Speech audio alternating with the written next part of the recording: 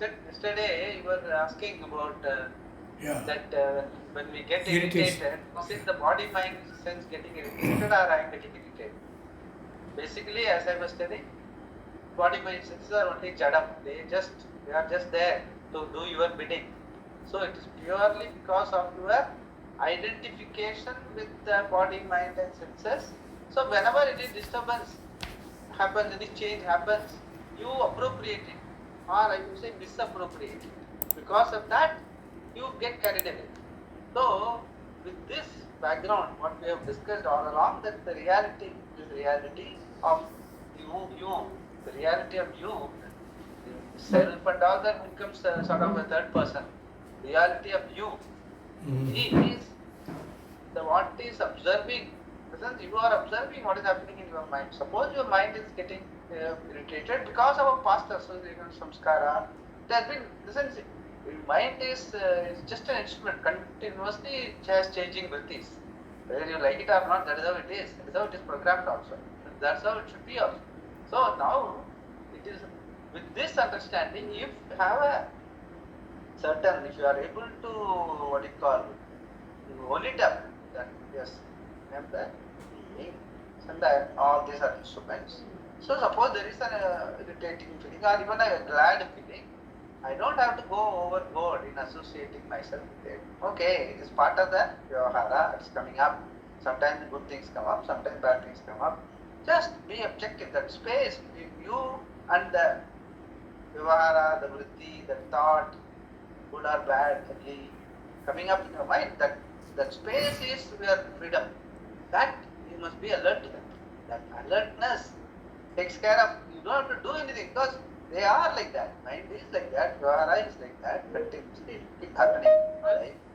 Irrespective of whatever you have been doing all along, there is some samskara involved, other samskara is involved, world samskara is involved, politics is involved, social thing is involved, everything is there. So all this will impinge upon those thoughts that coming through in your mind, or all even your pleasurable feeling, emotion, etc. So you have to be realistic in the sense, just give them the due, and they are available for you to act on it appropriately. That's all. How much you are to be looking at it. If we do that on a regular basis, then okay, the question of getting irritated or getting very exhilarated.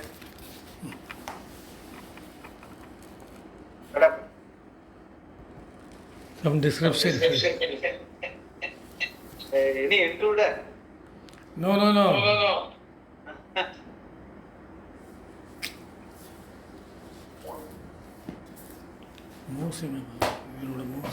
Okay. No, Swamiji. Actually, the laptop volume was very less. So he raised concern, Appa raised concern that he was not able to hear. So that's why I had to just shift the laptop right away. Sorry for that. Sorry. We were hearing. Precisely. That is how we have to go about.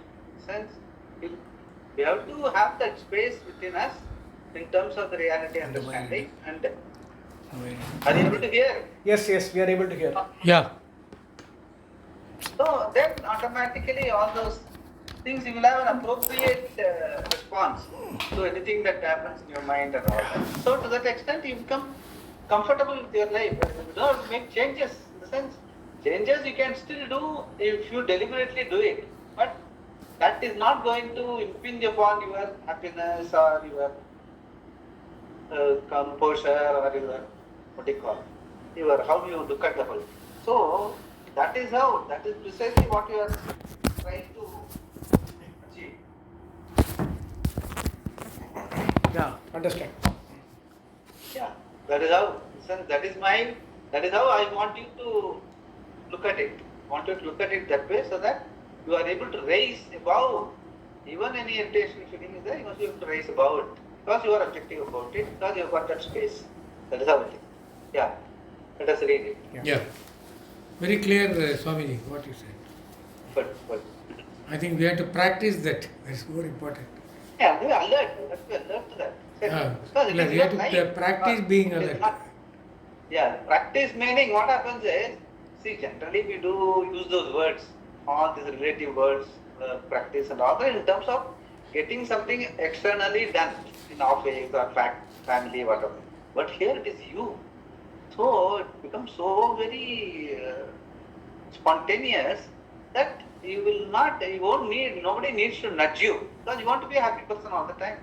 So you have to, you will definitely, once you have that Shraddha, once you have that, yeah, this is how it is, then automatically you will know how to go about.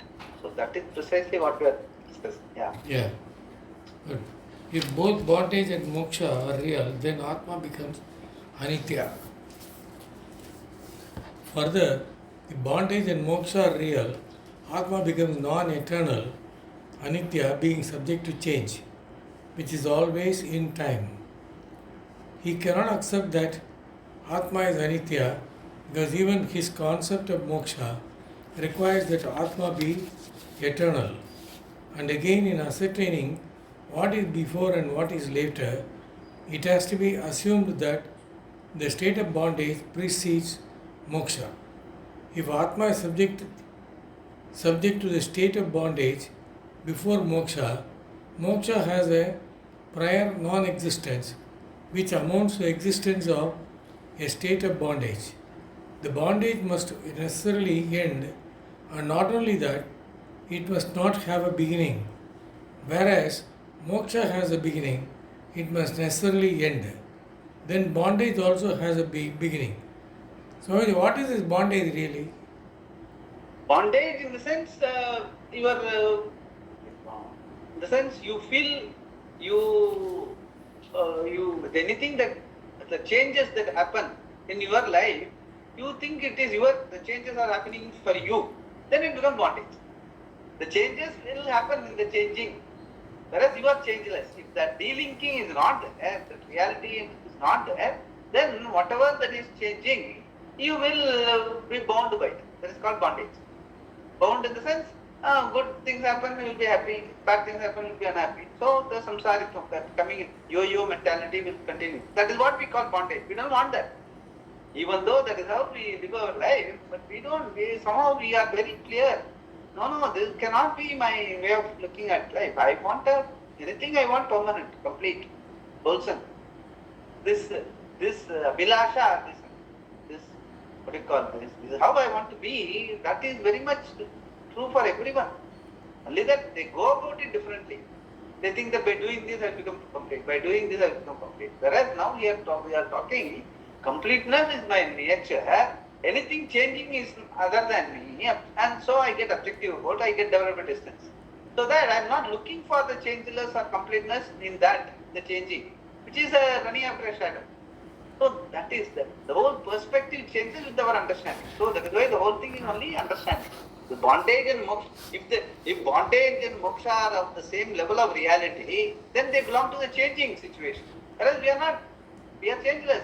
So moksha does not belong to the changing. It is changeless, and changing is bondage is outside. Outside in the sense, it is as of now with you.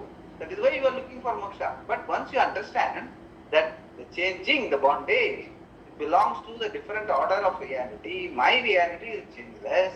Then the perspective changes. Thereafter, whatever changing you will be able to accept and do whatever you can. Okay, you can change for the better. You can tweak it. Or if you accept it, as prasada you can accept it, you cannot change it. So either way you will have a better way of going about. But for that the reality understanding that I am the changeless Atma being, those things should sink in as truth. That is precisely what Kshetrajna is all about. The whole discussion. We confuse Kshetra and Kshetrajna. And finally Bhagavan what he says, Kshetrajnam chapi mam vitti sarva kshetreshu bharata. Here, later he will say, the 15th chapter he will say, what you call, ham vaishwanaro bhutva praninam deham asritaha pranapan samayuktaha pachamyannam chadurvitam sarvasya chamurti sannivishtaha mattasmritir jnanam apohanancha kshetraisha sarvayameva Kshetrajnaha. He will say, Kshetram and Kshetram both are me. What is that? हम वैश्वानरो भूत्वा प्राणिनां देहमाश्रितः प्राणसमायुक्तः पचाम्यन्नं च दुर्विधं सर्वस्य चाहं हृदि सन्निविष्टः मत्तस्मृतिर्ज्ञानमपोहनं च वेदैश्च सर्वे अहमेव वेद्यः वेदान्तकृत्वेदरूपेव चाहं द्वामिमौ पुरुषौ लोके क्षरक्षाक्षर एव च क्षरक्षर्वाणि भूतानि च अक्षरो Kutastokshara uchyate. So there you will say Kshara and Akshara.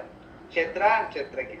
Kshara and Akshara, Kutast in Kshara, that is Kshetra also I am only, and Kutastokshara uchyate, and there in every being. They are the surviving as Kshetra or field, and everything is connected as a niyati, empirically, science and everything only because of my blessing. So finally, you will say Kshetra and Kshetragya are one and the same being. But initially, you have to identify yourself as Kshetragya, and body, mind, senses are all Kshetra. So that is how we start. But finally, when you scrutinize, they are all only Prititi. As I was telling, they are only name and form. You give them the reality. So then naturally, what is the reality? Chaitanya. And how is it? They are all, everything is connected. How a cloth becomes a shirt. If you look at it, there is a lot of activity involved. That activity, if you look at it, woof and woof, the weaving and all that. How the weaving happens, there is an yati, there is an order. And that order, who is giving Chetana to that order? Again, same being. So, if you really scrutinize, finally you will say, only you are there as Ishvara. So that is why Ishvaroham becomes the final understanding. It will take time, but initially you have to understand that there is a reality which is right now here and now. Your reality is Kshetrajna. That is what you are now working at. So that we are clear, like all this bondage and moksha. Bondage and moksha belong to the changing reality. Whereas you are always a Mukta Purusha, the being. So that is what, so we don't have to really look for the changing and say how to get free myself from that, how am I not to get irritated, how to get not bound. All those things are not necessary. You have to understand that what is the reality of that, what you call bondage. It is not you, period. That's so the whole thing is only on understanding. It's not a question of becoming or changing the world for your betterment. Doesn't work. Doesn't happen. All the whole crowd, Rama has done, tried to do it, Krishna has tried to do it, Shankara has tried to do it, does not work. It has worked limitedly, that's all. But finally, what is, fortunately, all of them they knew that it is not me, the whole changing world changes, and my reality is changeless. So that with that understanding, all of us have to get the mukti here and now, not later. That is what we are trying. Yeah. Very, very clear. Duality is not established by means of knowledge. It is purely an erroneous conclusion. Shastra does not say that Atma is Mithya, but that it is absolutely real, and it is the witness, consciousness, that is non-dual and free from all attributes. Sakshi Cheta Kevalo Nirgunascha. Yeah, these are all the definitions of Atma. Cheta, Chaitanya Swarupam, Kevalaha, one and only one. There is no second. Nirgunasya, it is not the time of space, so it cannot have any guna, the quality and all. So all these are definitions of Atma. Yeah. Nor is Shastra required to establish an existent thing. According to the dualist, what is perceived as real is real. This conclusion is the source of all problems. Perceptually, the sun does rise in the eastern sky and set in the western sky. But if you conclude from this observation that the sun travels while the earth is stationary, you are wrong. Further, what is perceptually true is not necessarily a revelation of an absolute fact. A stick in a glass of water appears bent due to an optical illusion, and a colorless crystal appears to be colored, taking on the color of an object around. In both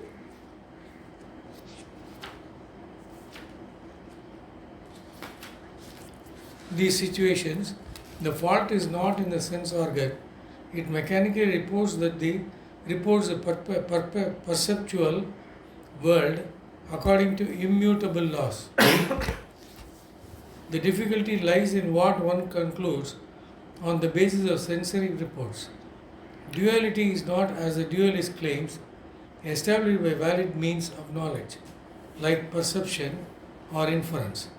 The knower known difference does not prove they are independent of each other. That they are independent is a conclusion either due to absence or erroneous inquiry.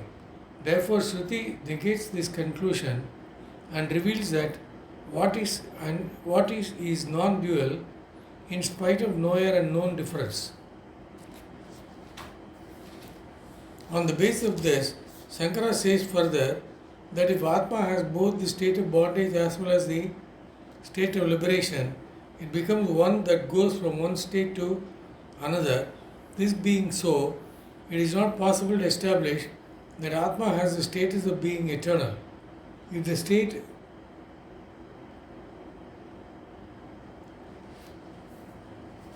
That belongs to if the Atma. state that belongs to Atma changes, Atma also changes, because if the state is real, it is intrinsic to Atma.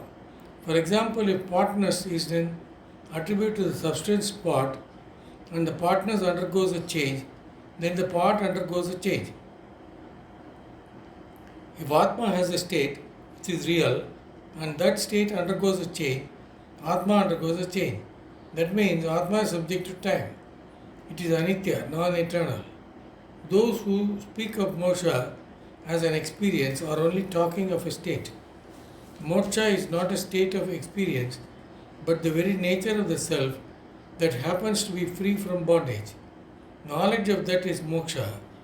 Atma does not undergo change to become free, and the gain of freedom is only from the independent, from the standpoint of bondage, which is only notional. In the wake of knowledge, it does not exist. If moksha is understood, basically, what I will say normally, okay, if you are already mukta, Atma is always eternal, that is your reality, then why on this? Why we have to seek moksha? Why we have to seek freedom at all? The problem is we don't know. Once we know, we don't have to. We know only that we are bound.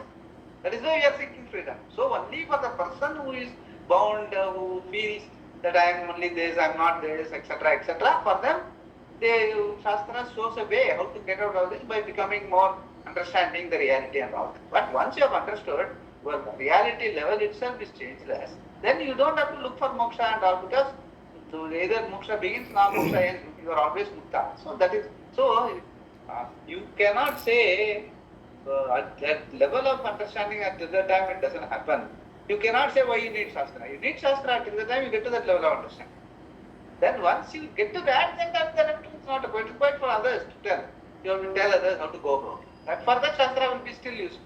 This is something like they are trying to tell that you are not bound and you have to become mukta. So they want to establish that by arguing like this, which is Shastra does not agree. It says you are already a mukta purusha.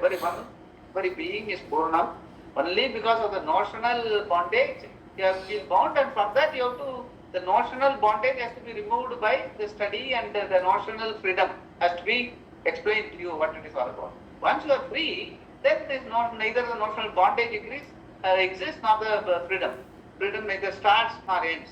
Bondage does not start, does not end. So that is how it is. That will be the different level of reality. Till that time, to get to that reality understanding, we have to go through this. That is what he is explaining. if moksha is understood in any other way, Atma becomes non-eternal, anitya, and so does moksha. To avoid the fault of Atma being non-eternal, we say that the states of bondage and moksha are not for Atma. Atma is always free from samsara. For a dualist, it is the opposite. Atma is always a samsari, because if Atma is nitya and is bound, bondage is also eternal. There is no moksha. If they retreat from their original stand so that they can claim that there is moksha, they have to say that after gaining moksha, Shastra is no longer useful.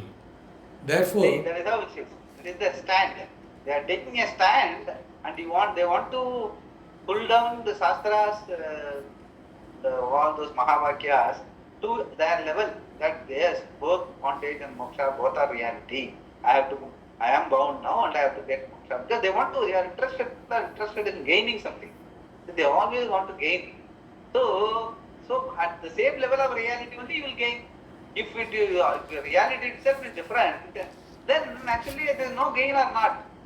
Because in the level of reality of bondage, continuously things will keep happening. As I was telling, changing will keep changing. That is not, there is no moksha for that. And as far as you are concerned, you are changeless. There is never bondage for that. So that is how the delinking has to happen. That is clearly what is understanding of Shastra and Vedanta. That is precisely where people who call themselves, they are having Shraddha and Veda and Vedanta, but still they call themselves dualists. For them, both bondage and moksha are both real. So that is where the problem is. Yeah. Yeah. Therefore, Shankara says that even for him, the defect of the uselessness of the Shastra has to be remedied. But the dualists and Advaiti have this problem. This is the first stand. For the dualist, Shastra becomes useless even in bondage. Shankara goes further to say that for the Advaiti, at least during bondage, Shastra is useful. For the Dvaiti, even during bondage, Shastra is useless because there is no moksha for him. He does not accept that Atma is Brahman and anything short of that is not moksha. Bondage is real for him and thus there is no release. Shastra addresses the person who is ignorant and that ignorance is very natural. One is born with self-ignorance as well as ignorance of the world. One is provided with various means to remove ignorance of the world to some extent. But to remove the ignorance of the self, that is non-dual, we have only one refuge, Shastra. Its object is addressing the person who is not aware of the nature of Atma, so Shastra has a committed purpose to serve. Atma has always been free. Shastra says that you are not bound but are and always have been inherently free. Like the rope is not and has never been a snake, nor from its own standpoint does it have the feeling of being a snake. Similarly, Atma has no sense of being bound. The bondage is purely from the standpoint of the one who is ignorant of the self and is removed by the removal of that ignorance through knowledge. So, Shastra is very useful for the one who is not informed, seeing the self in the not self and the not self in the self, which is the cause for actions and the result of actions. The Shastra is very useful in correcting that error. The physical body-mind-sense complex becomes the cause for assuming another body after death. Taking the self as karta, one does karmas to earn new incarnations.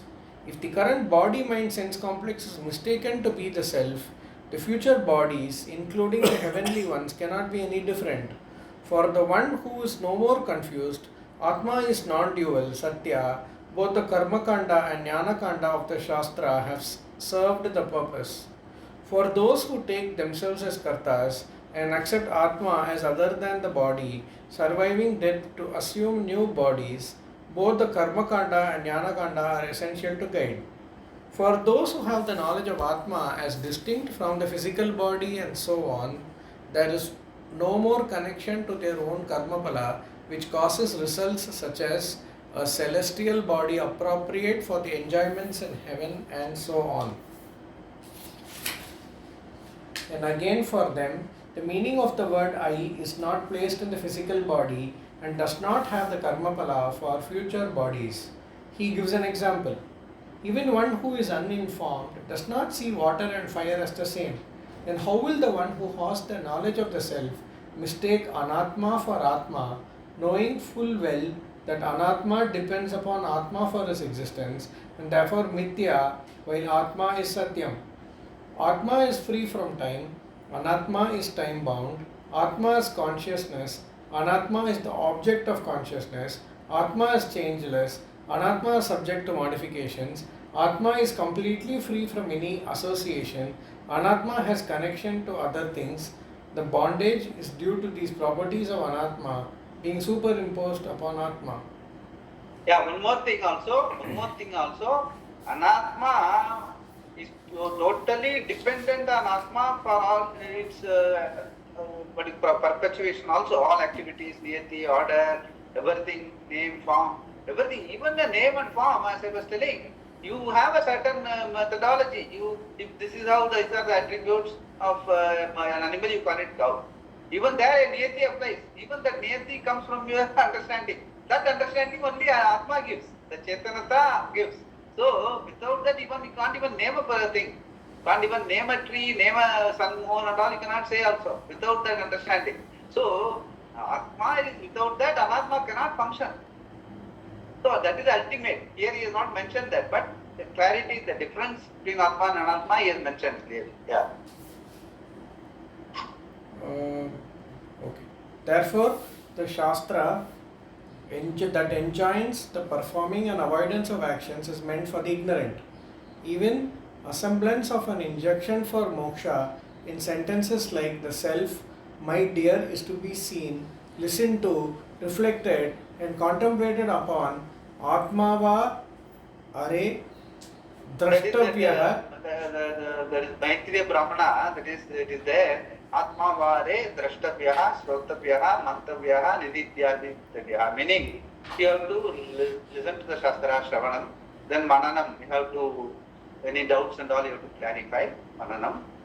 Then Niditya, contemplate upon this reality understanding. These three steps are essential for the Vedanta understanding.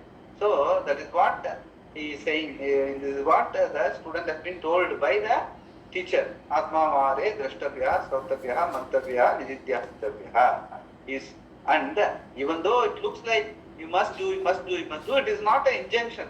It is not an order or something like that. It is a question of understanding. That's what he is trying to say. It is not like do this, like karma and all.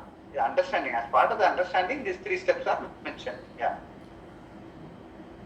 Atmava are drashtavya, shrotavya, etc. is not meant as an injunction to action, but to turn the mind's attention to oneself from its natural tendency to go towards external objects, seeking solution to fundamental problems.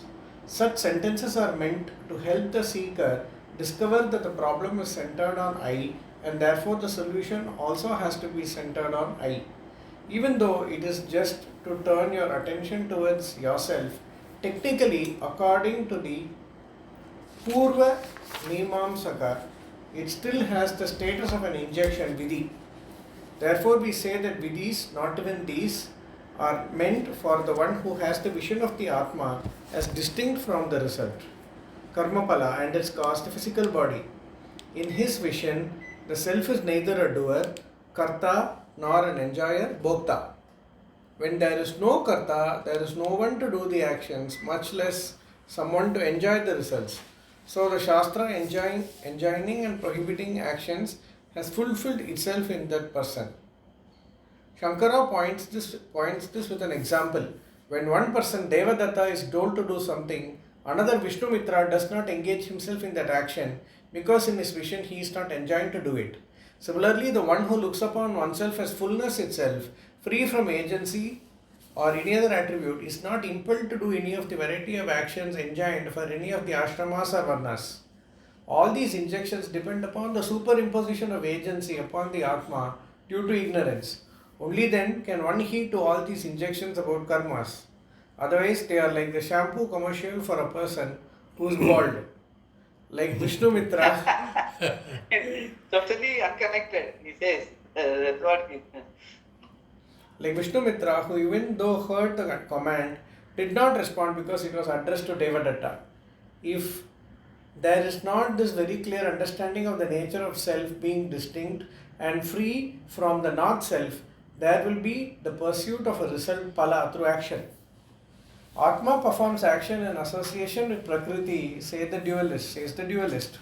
Now the dualist argues that even though Atma itself may not perform any action, by association with Prakriti in the form of a given physical body, mind, sense complex, it can perform action.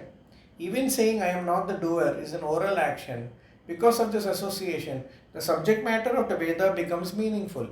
Even though one has the knowledge of Atma being distinct from result and its cause the physical body, that is, he does not look upon himself as karta or bhokta, he does not engage in actions He that does. He He does does not. engage in actions that bring desirable results and refrain from those that do the opposite. Sentences of the Shastra such as speak the truth, Satyam Vada, and do not hurt, Himsam na kuryat, are meaningful for a wise man also. Even though he is not a doer, he is associated with the body, mind, senses, etc. And therefore, mandates, though not directly addressed to Atma, pertain to the mind, body, sense complex with which it is associated. To illustrate this, he says that even though father and son both know they are distinct from one another because of the connection between them, the father performs certain karmas for the sake of the son and vice versa. Similarly, Atma, which is Akarta, is not addressed directly by the Shastra, but because of its association with the body mind sense complex, it is enjoined to perform certain karma. Shankara answers this argument by saying that only before the gain of the knowledge that Atma is distinct from Anatma, there is an identification of oneself as the body, mind, and senses, and therefore an injunction to act. Gita says, performing action, he performs no action. Kurvan apina karoti. In all sensory and physical activities like seeing, hearing, smelling, tasting, talking, even in opening and closing the eyelids, the knower of the truth does not perform any action. Therefore, Atma is not really associated because the association is purely mithya. Once you know the truth, even though the association appears to exist, it is sublated. Because there is no real association, Shastra does not address the knower of the truth. Something similar, like Adhika Anuvruti it is called. Like we know the sun does not rise or set, but still we appreciate sunrise and sunset. Knowing fully well, even as we appreciate, we know neither the sun rises nor it sets. So, for Vyavahara, it will be still useful, all those things, but you will not associate yourself with your reality, the changing things that are happening. That is where I say the space. That space is the freedom, that space is the reality understand. Yeah. Further, he adds that the one who gains the knowledge of Atma being distinct from Pala and Hetu, Bhoktratva and Kartratva. Kartratva is the reason, Hetu, and Bhoktratva is the Pala, enjoyment. Yeah. Already has knowledge of what is enjoined and what is prohibited by Shastra. Just 1 minute, Swamiji. This cough, I am taking one medicine. I will take that. Yeah. Go ahead. First, he becomes an Astika, one who accepts the Veda as a Pramana and understands that the Jiva has no beginning and that because of some punya, one now finds oneself with a human body endowed with the faculty of choice. Because of this, all the Purusharthas, Dharma, Artha, Kama and Moksha are open to him. As Shankara will say later, the natural pursuit is generally towards Artha and Kama and whenever possible, universal Dharma. Because of some punya, one gains Shraddha and the Shastra in the Shastra, and through that, this knowledge of what is enjoyed and what is prohibited. Even though one has inclinations, ragadveshas, that are contradictory to the mandates, one acts according to dharma, and because of this has a certain composure, born of freedom from conflicts. With this disposition, fundamental questions begin to arise in the person. The questions that are triggered.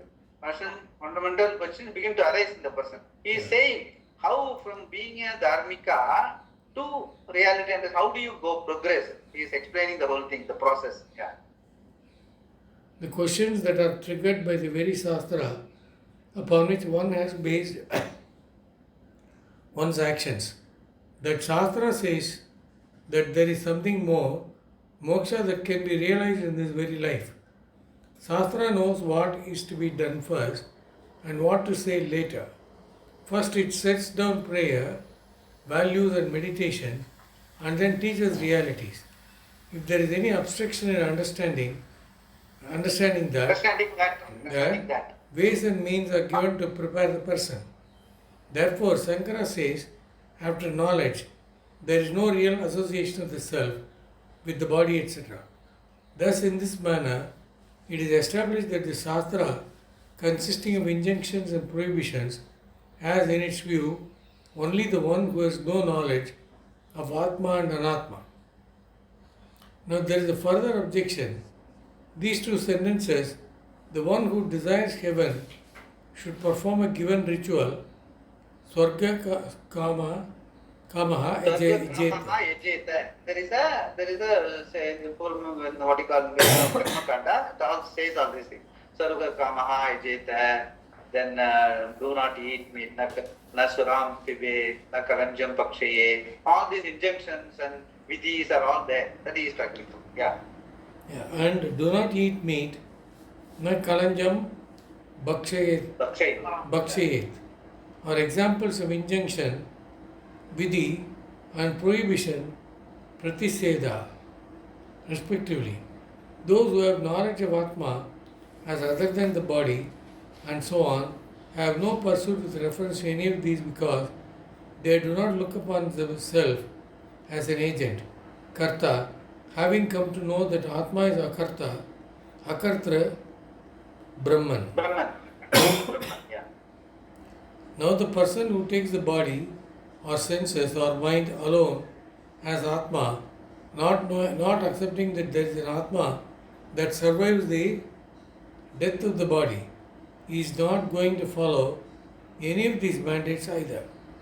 If there is no further birth or even unseen results of action, Adhishtapala, in this birth, the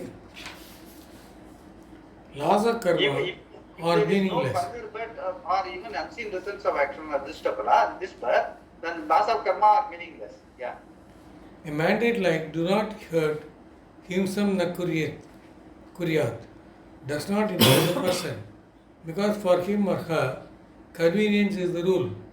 If you argue that one should not do it because one will be caught and punished, one can just say that he or she accepts the risk. That argument is over. Then if we say that the laws of karma will penalize him, one can say that one does not believe in them because they are unseen. Only what is perceptible exists for him or her. Therefore, such a person does not follow Shastra and nor does the Jnani. When there is no one to follow its mandate, Shastra becomes useless. Swamiji, whatever we have read till now, can you just explain a little? Actually, Swamiji, Yeah. this. He says, it is the argument given by the other guy that okay, you say that it is not addressed to a person who knows Atma, all these injunctions, vidhis and rules and regulations. He says, okay, and even for the person who does not believe in Veda and these injunctions and all, even for him it is of no use. He also doesn't follow it. So what is the difference? That is what he says. He is asking what is the difference. Now Shankara says, he explains. Yeah. Actually, this part of what we are reading, Swamiji. It's a dialogue between objections and answering. This question of Purva Paksha Siddhanta. It is very much prevalent in Gita discussions. Lot of people have argued with Shankara during the Shankara Bhashya times. So that is what is now going elaborately before the 13th chapter is taken in its full. Because the both Tatpada and Tumpata is already explained. 6 plus 6, 12 chapters are already over. Now he is going to make that Mahavakya equation Tattvamasi possible for us. Before that, people, the fellows who are arguing with Shankara, they are trying to stop him. They are trying to stop him. No, you cannot say that you are Purnam here and now. They are scary. They don't accept that at all. They say the dharma, karma, all this karma, mimamsa, dualism, all religion, Ishvara is other than me. I have to keep doing puja all the time throughout my life. It is not a question of Ishvaroham. Once you understand, you can be a Purna Purusha and all. It is something totally unacceptable to them. So they want to stop. Before Bhagavan says Tattvamasi, they want to stop it. That is why all these arguments. All these arguments have happened during Shankara's time and he is answering all of them. Finally, they will have to agree and allow him to proceed in explaining the Mahavakya Tattva. Yeah. Actually, in the essence of Bhagavad Gita, that some of the videos, Pujyasri himself will refer back to some of the other books like Digvijayam or today also we are hearing.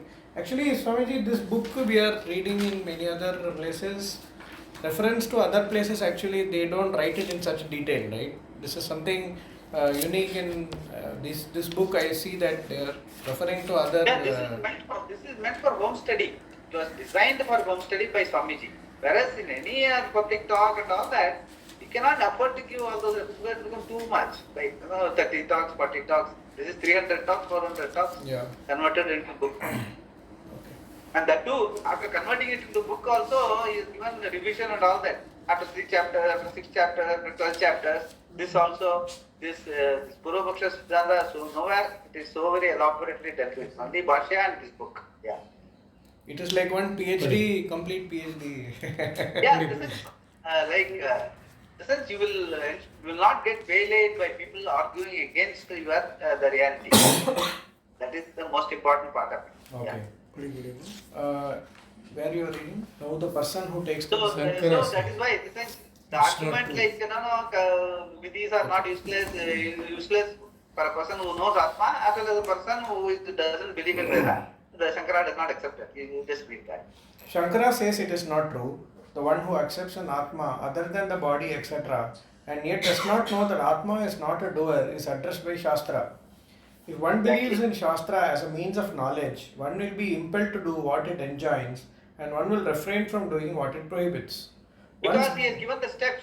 He has given the steps where karma plays, where the jnana plays, where are the rituals play, what are your attitudes, all that mental preparation for you to be prepared, for you to be ready to dwell into Shastra and understand one of the reality. All those things are meaningful. You cannot say they are not meaningful. They help you. They give you they give the help in terms of Ishvara's grace, Guru's grace, your own grace.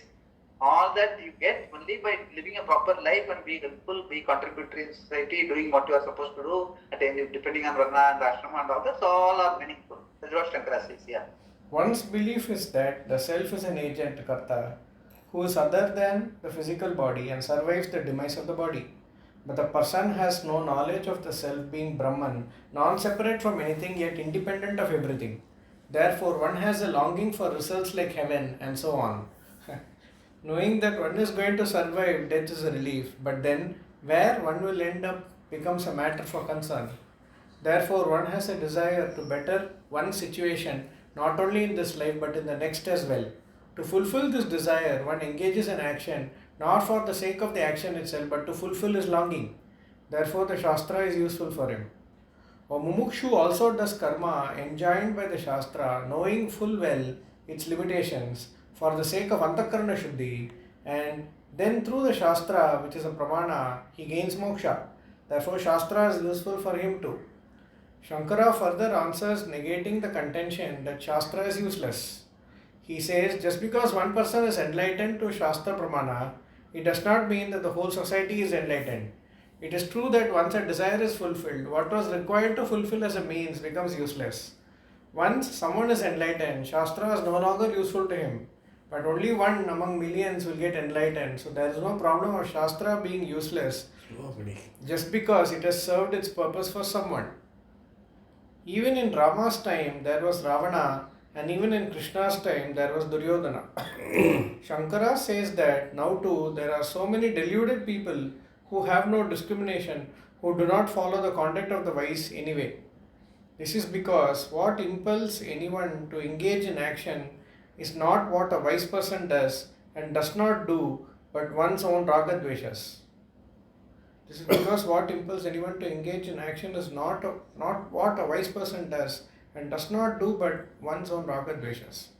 Even though there may be wise persons in society, we do not necessarily follow them. In fact, we see people doing things that an informed priest would never do, like rituals meant to destroy one's enemies, abhichara karma. Also there, like people pray, do homa to destroy somebody and all that. It's all not mandated at all, but still people do. Yeah. For the ignorant, likes and dislikes alone are the motivation for all actions, including Vaidiki karmas, etc. As we saw in the 5th chapter, one's very nature is to pursue these ragadveshas, swabhavastu pravartate. Yeah, that's Gita he's asking, 5.44. Arjuna is asking, when you are, what you say is so very clear. Why people are doing all this? Then he says, Sabhavastu pravartite. That is Nitya Samskara, that is how you come. Before you ask this question, that is how your Swabhava is. Because of that, Indriyartha Indrayastemsu pravartate. Or you feel that whatever the sense pressures, the Indriyas are not asking, but you have associated so much with the Indriyas. So sense pressure is as if Indriyas are asking. Actually, you are asking because you have associated yourself with the Indriya and say the sense pressure that comes through the Indriya is I. So because of that, you keep going after that. So because of that, Indriyarteshu Indriyartaha vartante. Like that, that's Swabhavastu. That's what he has told in the chapter. That he is repeating now. The whole system is set up for it. The Lord has turned these sense organs outwards, and therefore one sees what is external and not the inner self. Paranchi Kani Paranchikani Vetrunat Swayambhuhu Paran Pashyati Na Antaratman. So Paranchikani Vetrunat Swayambhuhu, in the sense, all the Indriyas are all externally. Actually, we know very well that all the eyes keep going out, ears keep going out, nose keeps picking up smell. All these are generally outward bound. So nobody is really looking at what is Antara. We live our life through only our external pursuits. That is our Swabhava. That's what he is telling. That is in the Kathopanishad that comes here. Naturally, people are disposed towards sense pursuits. This is the expressed form of ignorance from which arises the sense of limitation and the attempt to be free from that. How it expresses depends upon one's inborn tendencies, upbringing, culture, and so on. It has very little to do with the conduct of the wise. A few people who have value for his wisdom will try to follow him, but the majority will not. After answering all the objections presented so far, Shankara now picks up the original thread and reminds us that samsara is created by ignorance. A further objection is raised whether samsara is created by ignorance or something else. The effect is the same. The fear invoked by a snake falsely superimposed on a rope is the same as that invoked by a real snake. Thus, whether samsara is created by ignorance or by Ishvara, whether it is Satya or Mithya, it would affect the Kshetrajna, thus argues the objectioner. To this, Shankara responds by saying that for the Kshetrajna in its essential form, there is neither real ignorance nor its product samsara. The Kshetrajna remains as Satchit Ananda and is not at any time affected by or associated with ignorance. Neither is there the product of avidya called samsara for the Kshetrajna. If you say that the self suffers from samsara due to ignorance, later Shankara will raise the question, to whom does the ignorance belong? To Atma or to the Jiva? And will himself answer it. Here he says that erroneous knowledge is incapable of affecting what is true.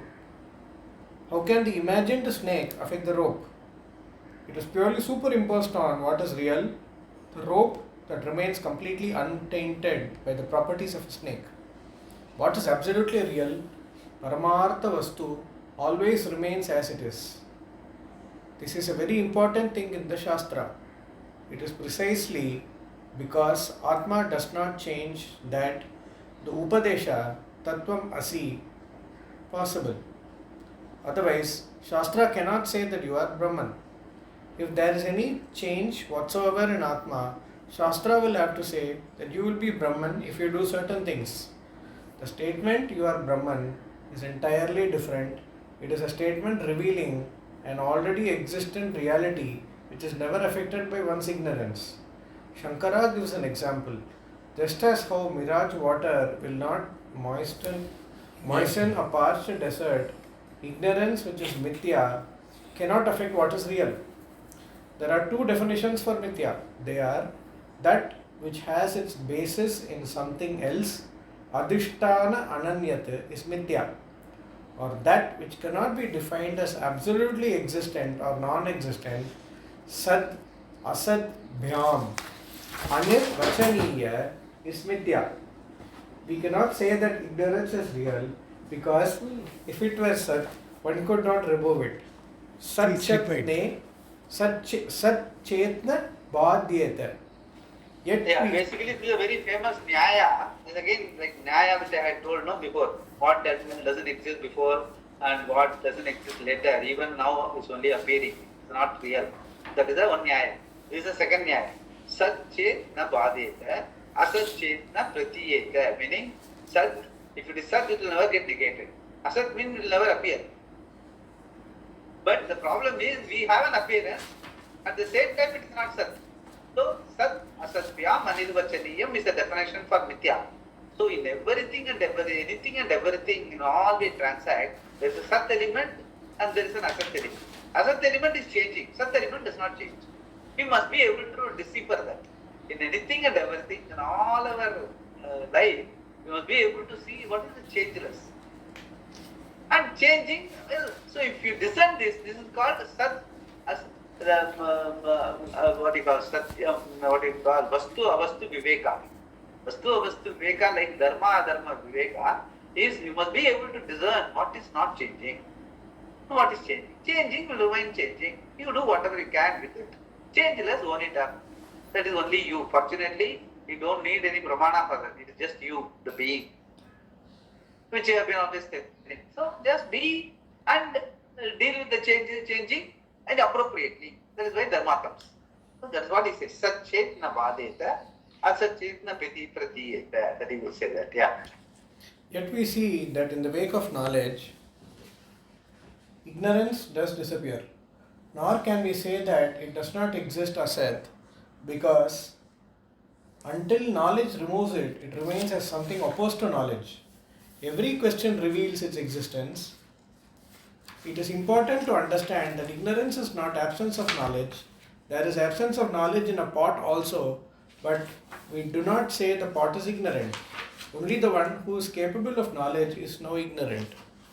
So we have seen this. Where we have seen elaborately is the second chapter itself is nasato vidyate bhavaha, na bhavo vidyate sataha, upayorapi drishtantaha tu anayoho tattva darshikahi.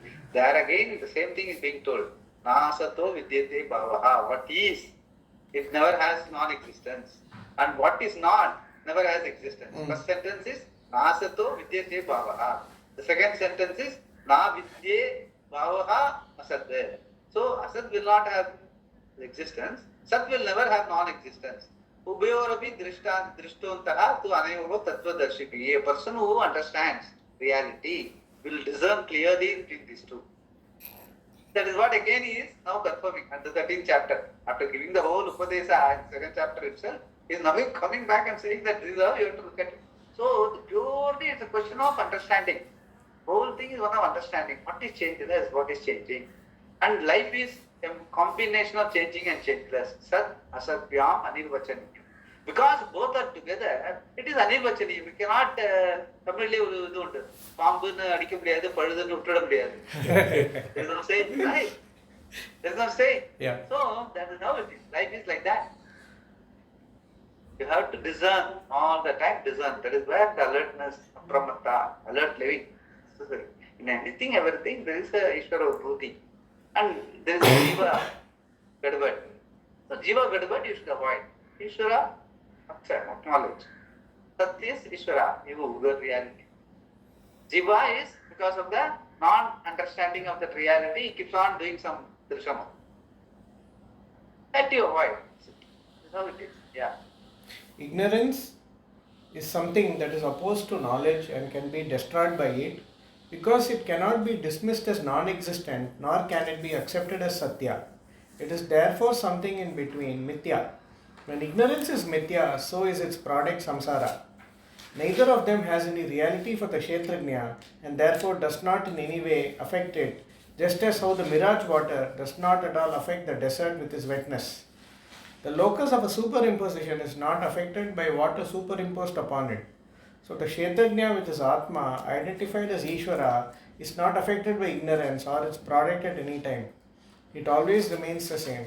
Because the kshetrajna is identified as Ishvara, is also not a samsari. If Kshetrajna is Yeah. Ishvara, one may ask, why do people behave as samsaris? As Bhagavan has already said, the intellect is covered by ignorance, and because of that, people are deluded. Ajnanena vratam jnanam. No. Ajnanena avrutam. Avrutam means covered. Ajnanena avrutam jnanam. Tena mukhyanti jantavaha. Because of that, mukhyanti means confused. Because of the ajnana, covering the knowledge, the reality of your life, you get carried away and you get confused and you feel you are a samsari. Yeah. Gita 5.15. Because of this, Bhagavan says, may you know me as the Kshetrajna, Kshetrajnam, Chapi, Chapi Mam Vidhi. That verse, that is a verse. Okay. So we will continue from here. Yeah. Okay, sir. Om Purnamada Purnamidam Purnat Purnamudachyate Purnasya Purnamadaya Purnameva Vasishyate. Om Shanti Shanti Shanti. Harihi Om. Sri Gurubhyo Namaha. Harihi Om.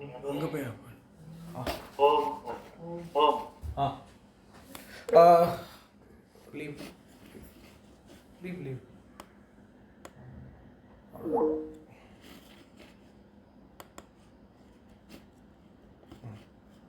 Recording has stopped. The recording recording பண்ணேன் voice record